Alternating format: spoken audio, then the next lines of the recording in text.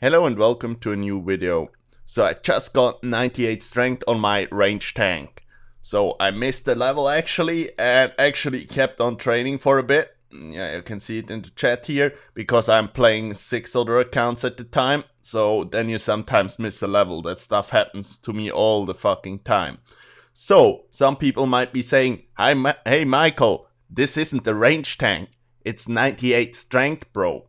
So to put something in perspective, you can consider an account a range tank if it has defense levels over 70 and it's range based. And to be range based, your attack and strength together need be 148 or lower. Attack plus strength together is 148, so it's a range tank.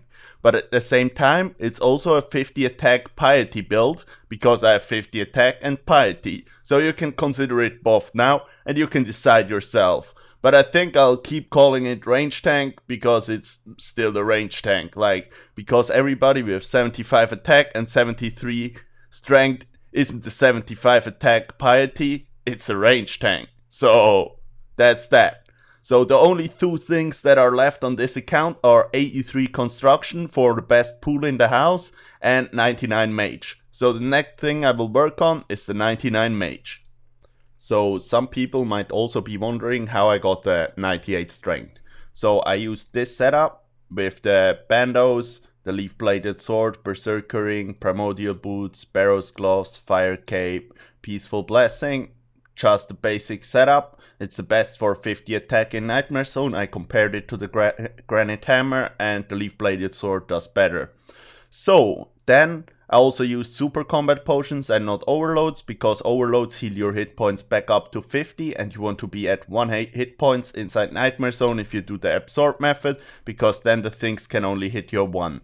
The Locator Orb from Dragon Slayer 2 hits you 10 HP until you are at 1 HP, so it's the perfect thing to get to low HP. The Rock Cake also works, but the Locator Orb makes it a lot easier. And I got a total amount of points from the strength training of 16 million. I always bought new absorption potion and no real aura potions, so that's where the bit of the points went back into, but I will keep the points for future imbues on the account. Also, the bosses I used, I don't know if it's the perfect list of bosses, but I'm still going to show it. It was a quite good combination, because I was able to average around 70k XP an hour, and it took me around 150 hours from level 75 to 98. So I used Count Drainer, King Roland, me, Moss Giant, and Khazad Warlord.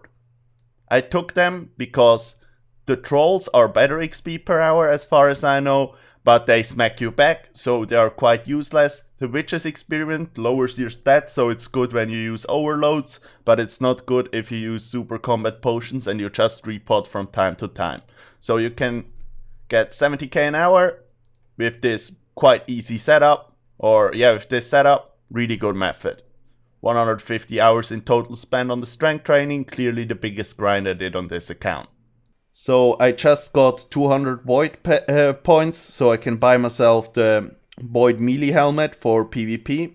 Then I can use the Gmol properly with Void when I want to PK in Void and also want to use the Gmol. I think with only climbing boots and the glory and the Gmol, the max hit in Void melee is a 40 with the Gmol at 98 strength, which is amazing. So we got the Void melee helm. The rest of the Void set is already elite and in the bank. So that's good. So let's get to training mage and get 99. So right here I'm about to get 82 construction. This is needed for the highest level pool if you do a +5 boost and then use the crystal saw. The idea here is I got it with mahogany planks. Really expensive, paid around 36 mil only for the planks, up to level 82 from level 1, I would say around 36 mil for the planks, yeah. And then around a bit more than a mil for the gold. By the way, use the servant's money pouch if you ever do this. The servant's money pouch is a thing you can do, put in the bedroom right there, and you can fill it up with money, and that way you never need to pay the servant individually. I only take coins in my inventory, so it has 24 spaces free, so it's basically 4 tables and not 25 spaces free. Then it looks weird for me because I did 99 construction on Michael's first before this came out. So now it's time, after my ramble right here, it's time to get a +5 boost and build all the cool stuff. I'll rearrange my house for that, and since we have the house viewer right here, you can actually rearrange stuff without deleting it. For example, I can just take this hall, move it to a different place and press done, and it will be moved there without destroying anything. So the house mover is really helpful for this. It's also good because you can just move around stuff later on if you don't like it how you built it. By the way, right here a little pro tip. Just when you are at the G and you want to build something in your house, you're probably often what do I need for this thing, and then you go to the wiki. But actually you can go to the construction interface. If you just click on the construction skill, then you can go to the thing you want. For me it's the restoration pool, and then I can right click check materials and it will give it to you in the chat box. This is really helpful for stuff like this. Also the pools have to be upgraded, so I have to build the smallest, then the middle one at those levels, and then do all the other ones. So first build it up to this one before you get the boost.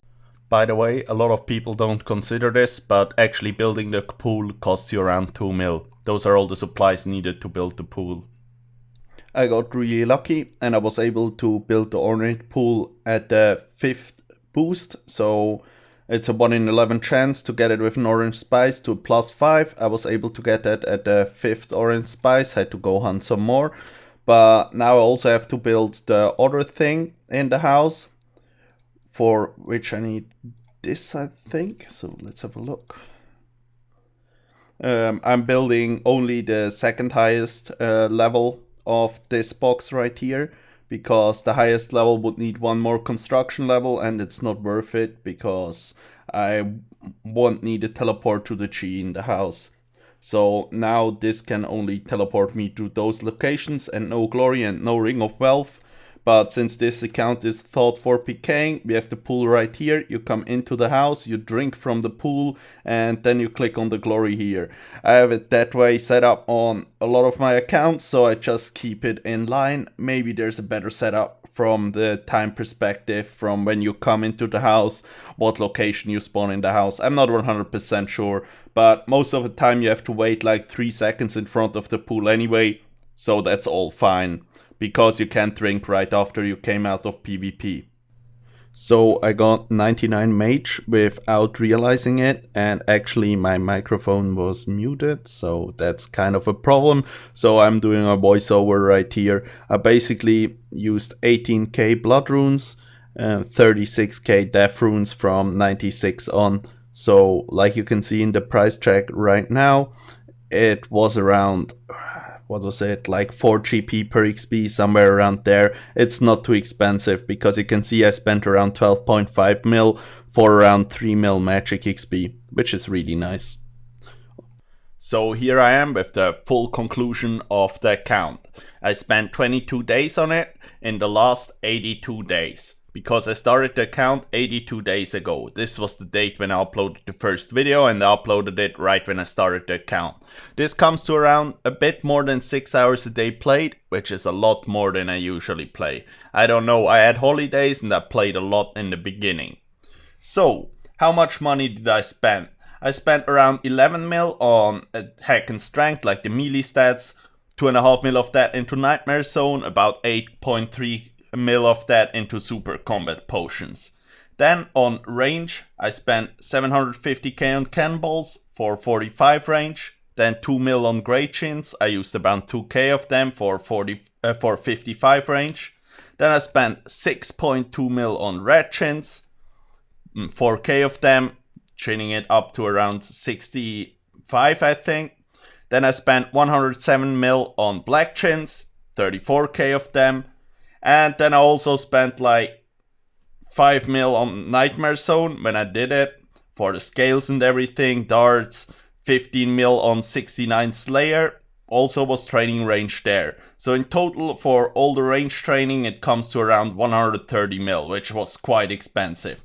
Then I also got Prayer for 10.6 mil right at the beginning and bought Rigor for 82 mil. Then magic was around 50 mil. I did splashing, bursting and paraching. All that together comes to around 50 mil. Then construction cost me about 40 mil with the house I have now and all the construction levels. All the planks were around 38 mil, I think, for the level. So herblore was around 2 mil. I just did expensive methods in the beginning. Crafting was around 4 mil, fletching around 4 mil, smithing around 3.5 mil, cooking around 1 mil, farming around 2 mil. I did some yew trees and those are quite expensive. So altogether, all the skills that cost something came together to 350 mil total spent on this account. But I also lost like 35 mil in the Monkey Madness 2 battle, so if we add that, I spent like 385 mil on this account. Now you might be like, whoa, you wasted hell a lot of money. But if you think about it, this account, if you have a Dragonfire Ward and a Dragon Hunter crossbow, you can do Warcraft quite efficiently on it, which is easily 3.5 mil an hour. So I only would need to do 100 hours of Warcraft to make the whole money back, which isn't too much. So like 4 days of playtime of Warcraft, and then I have like 26 days played, and the account would still be at this stage, but everybody who did it with cheap methods would still not be at this stage. So if you actually could take loans in old school RuneScape, taking loans would be a really smart idea for stuff like range and prayer, so you then can get to the good bosses and make the sick money. By the way, some people might be interested in that. I also added up how much money my YouTube videos made of the range tank. I added up all the videos where the range tank was the main theme, which are like 12 so far, I think. And that came to a total of around $620 made in ad revenue. So I actually could just buy the money back with bonds, but I'm of course not doing this. By the way, thanks for watching the videos, guys. You're the reason why I get some money from YouTube. It's not too huge, but some videos actually make $100 or other videos make like 10. I don't really understand that concept. But I think this is everything for this video, so thank you for watching, and I hope you enjoyed the conclusion in the end. So if you want to make yourself a range tank like this, around 22 days of playtime and around 350 mil is the easiest way to get there. If you do cheaper methods, it takes you a lot longer than it would take me now to get the money back with bossing. Thanks for watching, follow me on Twitter, join my CC Michaels First if you want to, click the subscribe button because sometimes it helps when I tell people to click it. This is everything for this video, maybe I'm live on Twitch after it, so thanks for watching, thanks and bye.